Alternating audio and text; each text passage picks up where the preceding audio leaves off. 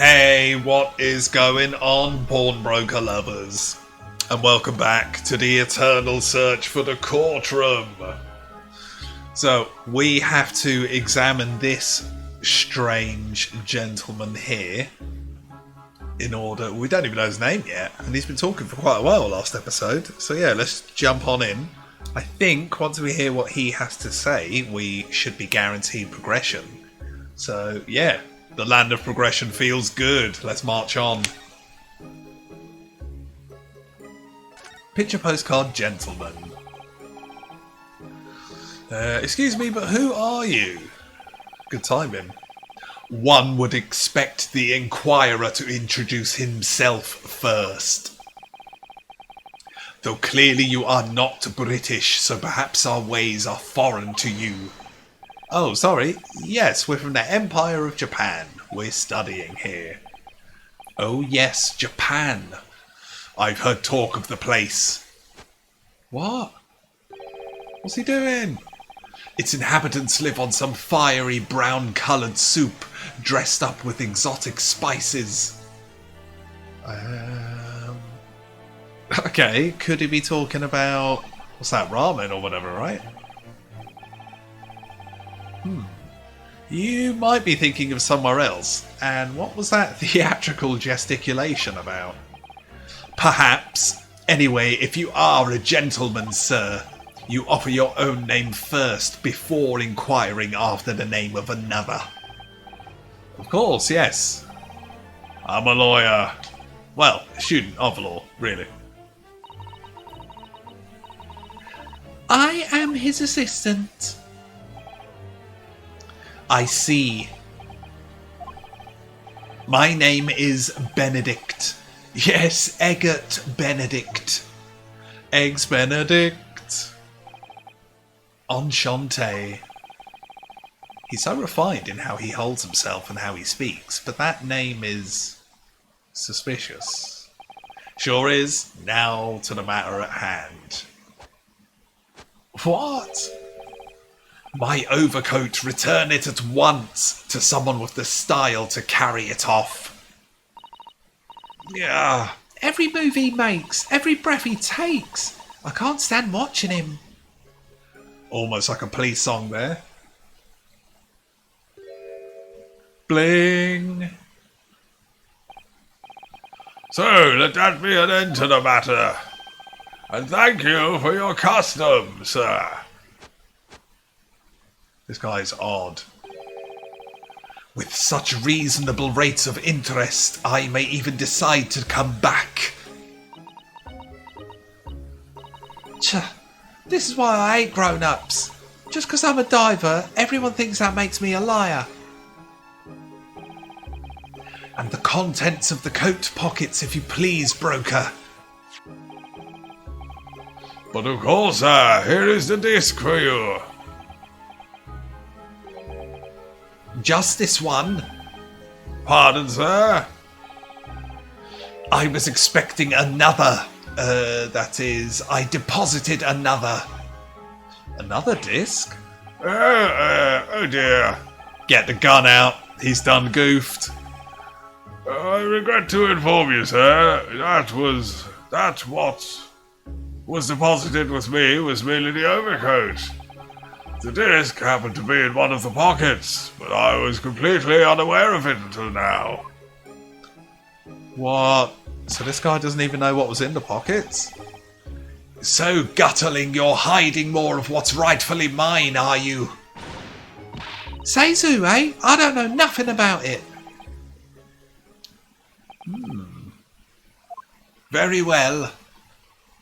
Is he leaving? Then I shall bid you farewell. Say goodbye to style. Wait a minute, that disc is mine. Okay. Could someone be about to commit a crime? Oh, yo. Ah! What do you think you're doing, you little tramp?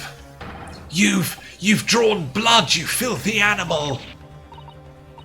Okay, that is a crime, but probably not something we'd go to court for. Oh my, yes, there's blood on the disc. It's because of all those sharp little bumps. The man must have scratched his finger on them. I found it first, alright? I mean, it belonged to me old nan. So you're not having it. Oi, you take it. Me? If I hang on to it, they'll have it off me again. So you keep hold of it. Why is this disc so important to her? Oh, yo, we finally got something for the old diary, or court record. Let's see, a metal disc used to play music in a mechanical music box. The piece of music which remains unidentified is stored on the disc by means of small protrusions. Okay, so if we can find a music box, we can find a song, which may slightly shed some light on something, but I doubt it. I severely doubt knowing the song at this point would be any good to us. And knowing this game, that'll be something we find out ridiculously last minute. But you never know. You there in the black... What would this be? Livery! Hand that disc to me at once, please! No, don't! He's lying! Grown-ups are all liars! Wait, but we're grown-ups! She's trusting us to not trust a grown-up? What do I do now? How am I going to resolve this? Let's get a safety save on, just in case we are being forced to make a choice here. Although we don't get choices outside of the courtroom, do we?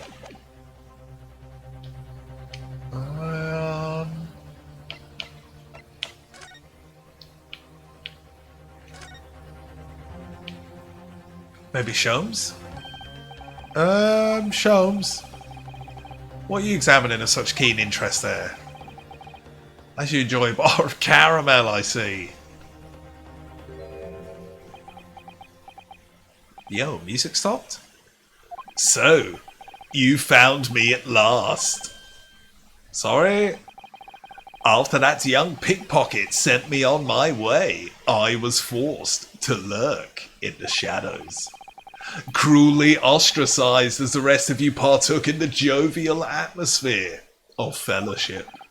I had nothing to occupy my mind, but was too ashamed to let society see what my downfall had done to me. So feigning mock interest, I pretended to examine the tedious trinkets in this desolate place.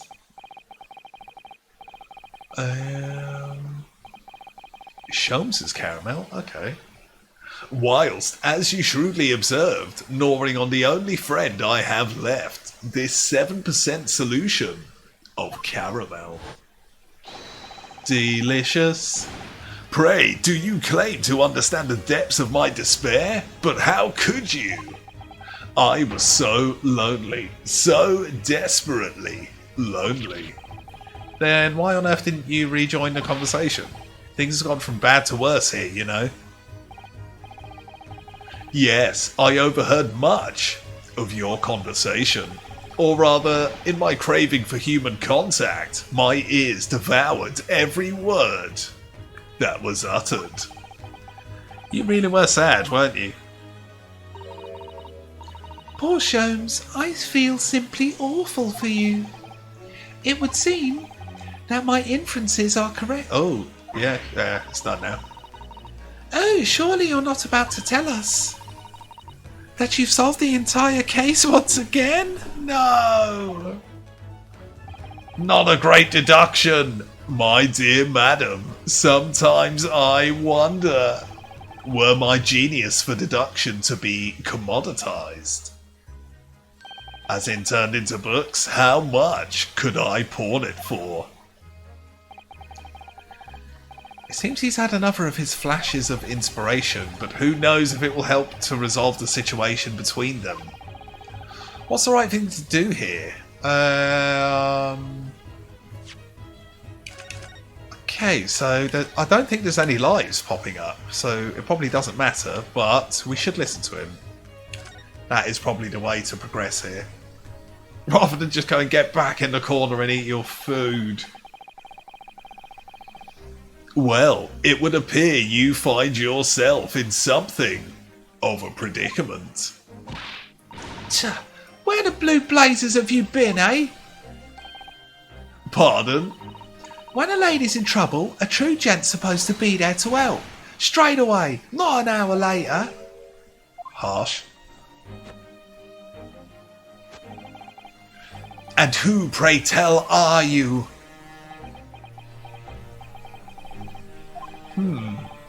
You have, in my eyes, a veritably encyclopedic array of curiosities about your person. Nevertheless, there are two immovable conclusions I have drawn. I beg your pardon. The first is this. The true reason for you to visit this pawnbrokery today is something you have not yet revealed.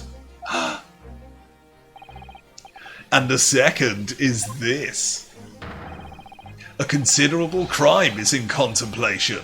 One you will orchestrate with intent to steal a vast sum of money. Well, what say you to my deductions? How? He's turned as white as a hard-boiled egg. It would seem that once again he has made a flawless deduction. Just who do you think you are, sir? Ah, yes, as I hoped. That is precisely the pained expression I was looking for. What? So, shall we begin? The time has come for yet another spectacular...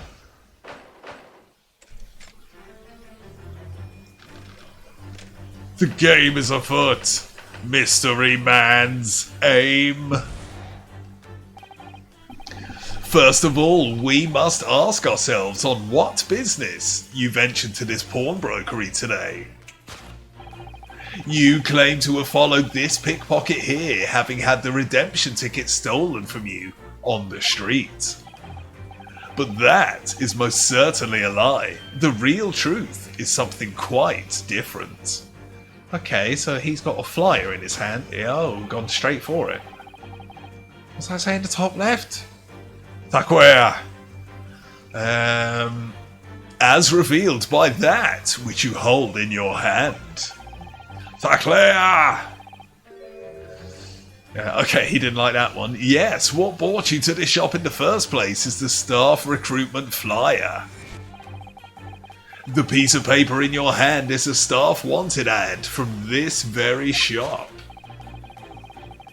Yet even the most unobservant would soon realise that a man of your appearance has no need of such employ.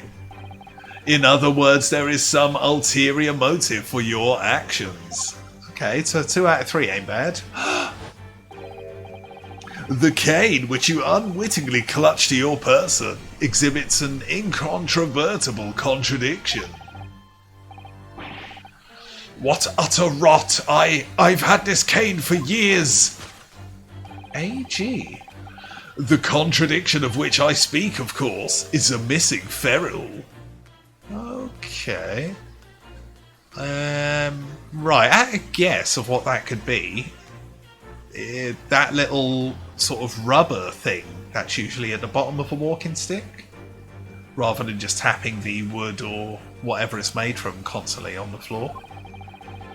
The end of any walking cane would be terminated with a metal ferrule to protect the wooden tip. Okay, so it's rubber these days. And yet, detailed analysis shows the wooden tip of this stick to be utterly bare. Therefore, there is only one conclusion.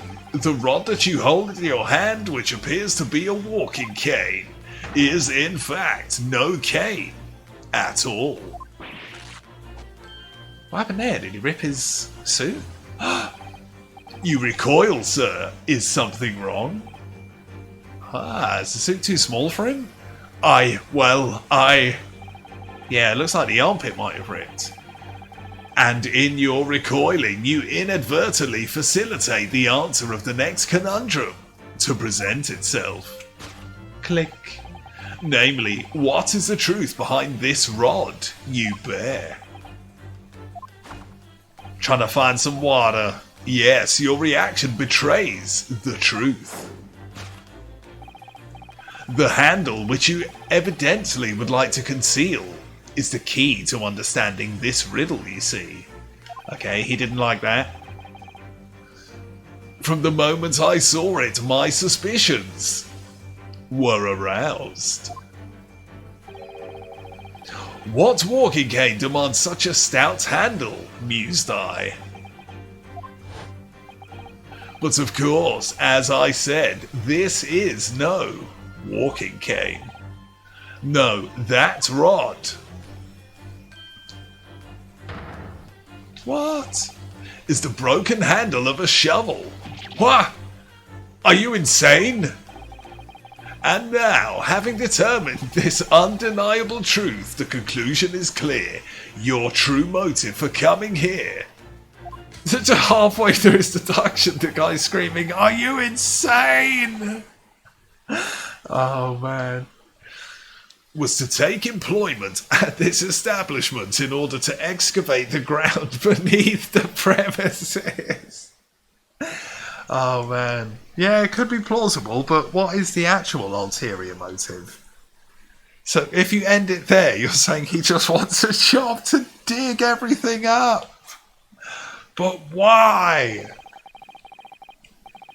What a calculated crime you have conceived, sir. A wickedly calculated crime.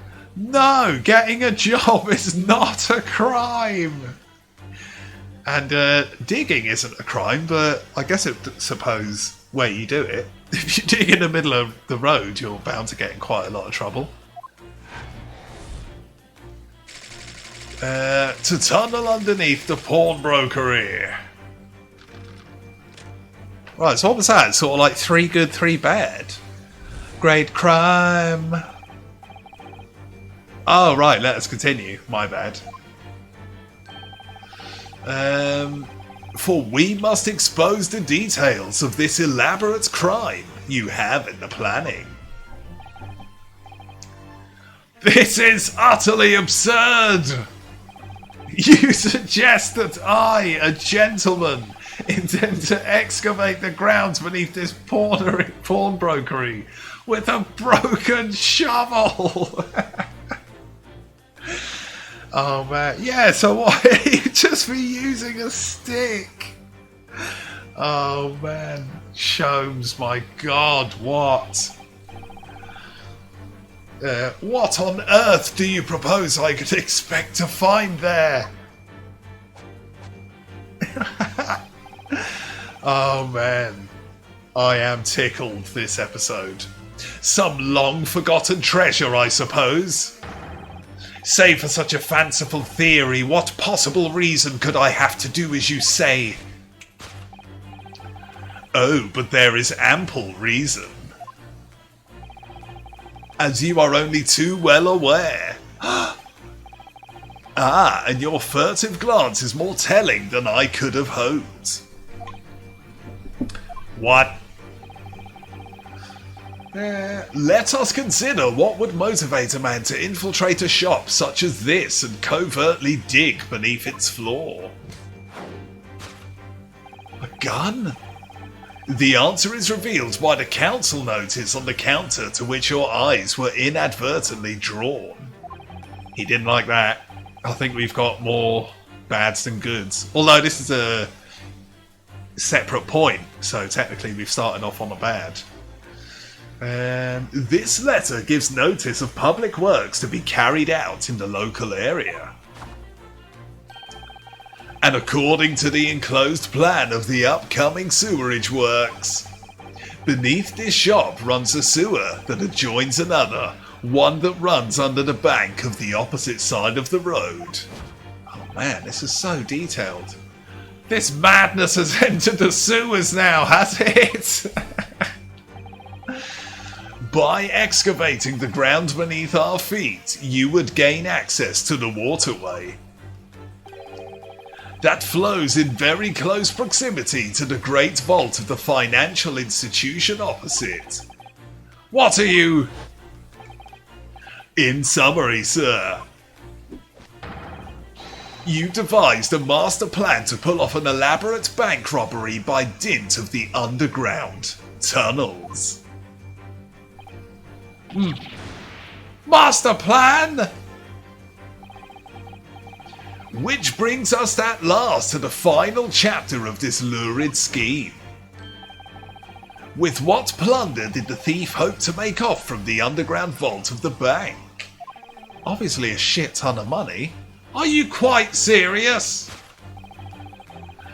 Having consulted with Scotland Yard some days ago, I happen to know the answer. But naturally the answer is no secret to you, is it? Okay, he liked that. I have no idea what you're talking about.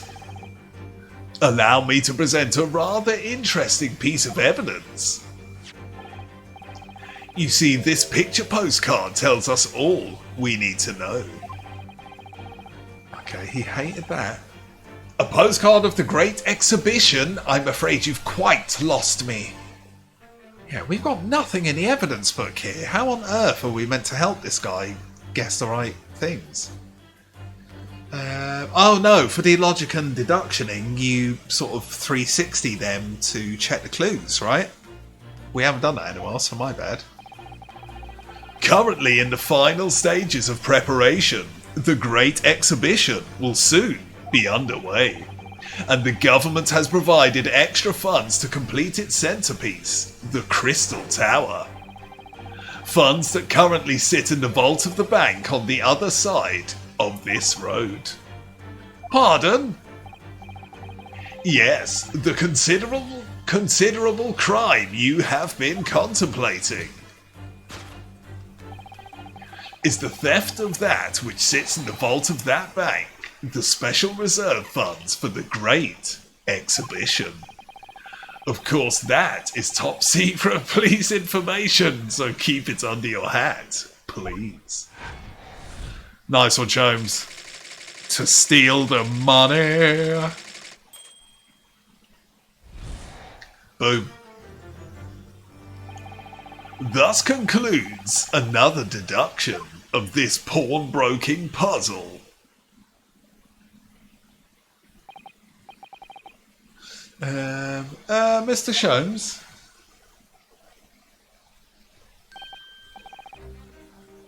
Okay. Well, an impressively upbeat deduction for a detective racked with loneliness. Would you not agree? Was it true what you said about the bank over the road and what it has in its vault? Indeed, though few know of its existence. It is one of the government's most closely guarded secrets. Gregson told me in the strictest confidence. So I told everyone. But you just announced it to everyone here, rather loudly in fact. And if it's such a big secret, how would he have come to find out about it? There can be but one explanation to that. Clearly it is because the man is a criminal. What? That doesn't make sense. But what if he didn't know anything about the money in the vault? If he is a criminal, as you said, then buying a brand new shovel is sure to be the first thing he does now you've revealed the secret. Oh. Or if he doesn't, maybe this guy will. He already has plenty of shovels here after all. Oh, my life, I assure you, I'm not so unscrupulous. Well, hopefully this has taught you a valuable lesson. Sensitive information must be handled with the utmost of care. Very true, people. Watch your back. One can never be sure that someone's privy to secrets won't disclose them, and once the word is out, it's out. Perhaps I'll think twice before confiding in you next time. An excellent idea. Okay, now we gotta fix his mistakes. Well then, you know what to do, I'm sure. Yep, let's listen to that great deduction again and see if we can massage it back into shape. Boom, and on that note, guys, we will leave it there for today. Simply because I squeezed in a double episode tonight. So, yeah, shaved a few minutes off to make it slightly sweeter for myself. Yeah, that went through successfully, right? Yeah, boom. Righty, guys, we will see what happens next time. Hopefully we have some good luck, because we have only 2 things in the court record so far. So yeah, fingers crossed that goes well. Boom, guys. If you like the looks of any of the suggested videos flooding your screen at this very second, check some of them out, and more importantly, let me know what you thought. You know I love that feedback. Come on now. If you've missed any of this epic journey so far, then catch up. But the main thing, as always, and will never change, is I hope you're well. Thanks for watching. See you again next time.